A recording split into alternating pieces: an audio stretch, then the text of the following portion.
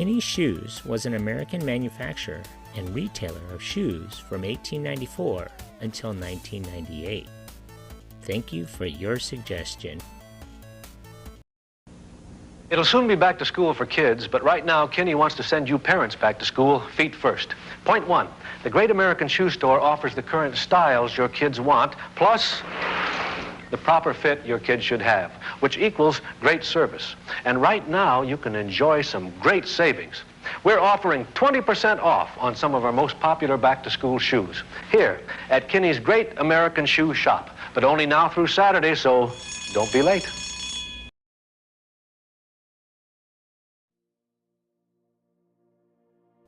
In 1894, George R. Kinney opened a Leicester retail outlet in Waverly, New York.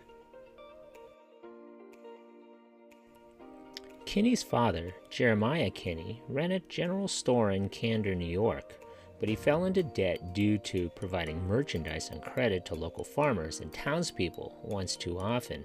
Upon his untimely death in 1876 at the age of 52, his 9-year-old son, George, vowed that he would pay off his father's bankruptcy debts as soon as he finished school. At age 17, George Kinney left his mother and sister behind in Candor and went to work for Stone, Goff and Company, a large manufacturer and wholesaler of boots and shoes. In 1885, he moved to the Leicestershire Boot and Shoe Manufacturing Company, then the largest footwear manufacturer in upstate New York. During his 10 years as the clerk at the Leicester Shoe Company, as it was commonly known, Kinney acquired a thorough knowledge of the shoe business, helped support his family back in Candor, and paid off his father's debts.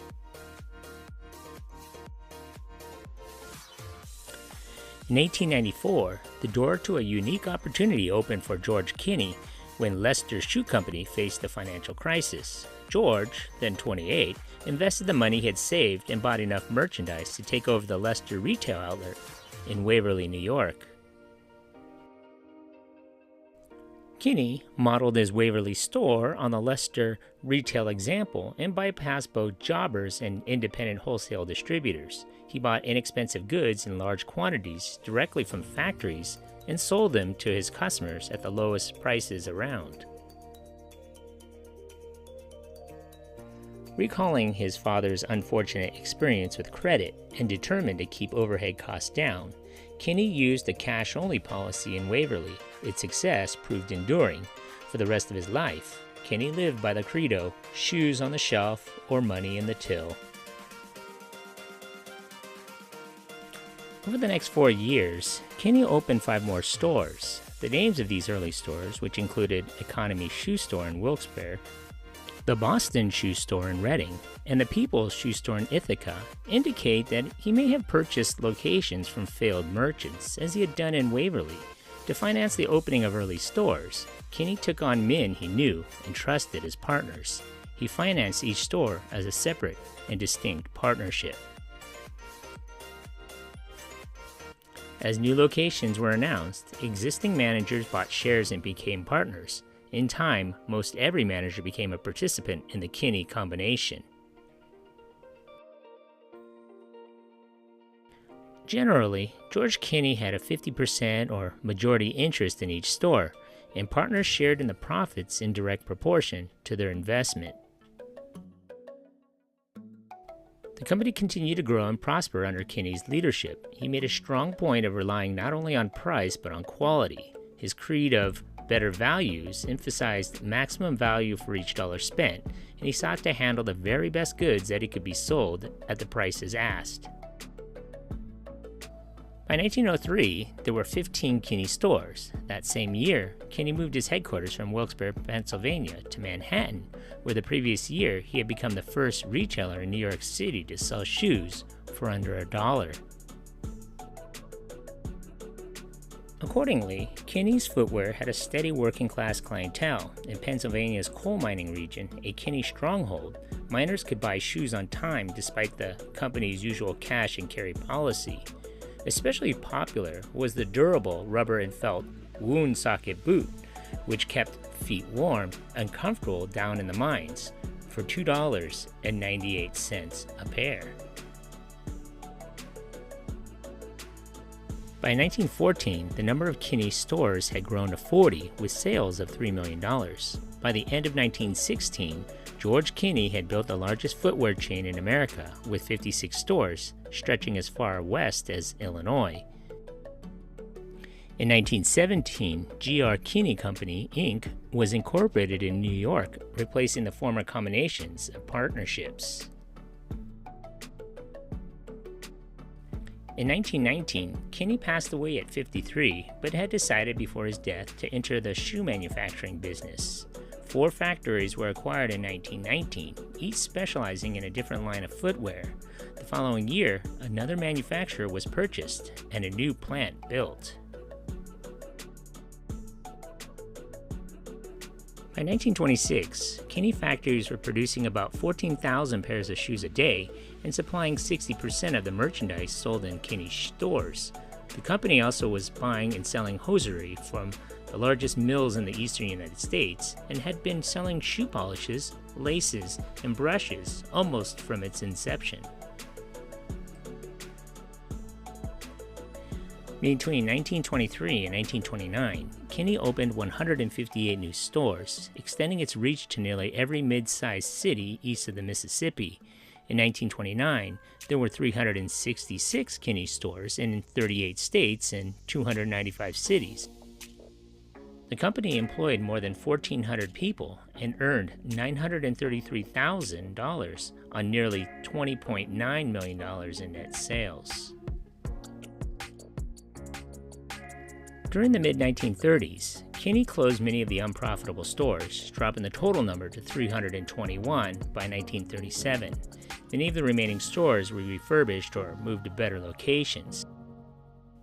Management established cost controls and centralized purchasing for the factories and ordering for the stores, assigning each store a specific quota of every item in stock.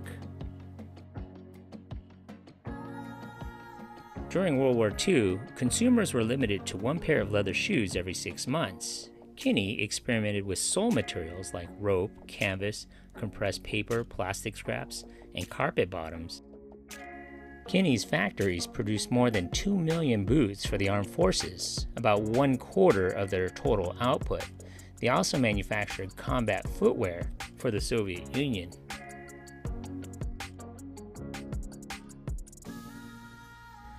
After World War II and the subsequent population exodus to the suburbs, Kinney was quick to recognize and exploit the trend. It opened its first suburban store in Alexandria, Virginia in 1947.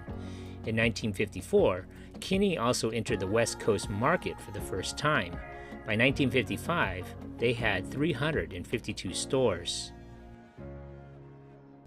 In 1956, the company was purchased by Brown Shoe Company of St. Louis, then the nation's 4th largest shoe manufacturer and 3rd largest retailer. Kinney was then the nation's 8th largest retailer. Brown produced several nationally advertised brands such as Buster Brown and supplied the Regal shoe stores. The deal ran into opposition from the U.S. Department of Justice, which maintained that it would violate federal antitrust laws by giving Brown excessive market power. Brown spent millions of dollars fighting a federal lawsuit, but eventually lost his case in the courts in 1962. In 1963, Kinney was sold by Brown to the F.W. Woolworth Company for $45 million. Kinney was Woolworth's first acquisition since the variety store chain's formation in 1912. They renamed it the Kinney Shoe Corporation. It retained its own management and control over its finances. Kinney opened its first leased shoe department in 1965 in Woolworth's Woolco discount stores. Within 3 years, the new Style Itco division operated 100 leased departments. It also began to operate leased shoe departments in other discount stores. In 1965, Kinney moved its retail operations into Canada, first in 6 Woolco stores and then in 2 shopping centers. By the end of 1968, Kinney had 716 stores, and 157 leased departments. By 1974, Kinney's sales had reached $358 million a year. More than 90% of its retail sales came from suburban stores, compared to 100% from downtown locations 25 years earlier. Kinney had 940 stores and was manufacturing 40,000 pairs of shoes daily. Also in 1974, Kinney opened its Foot Locker sports specialty division to retail branded athletic footwear and accessories, none of it under the Kinney label. Kinney dubbed itself the Great American Shoe Store in the 1970s, promoting itself through network television commercials featuring country and western singer Ken Berry.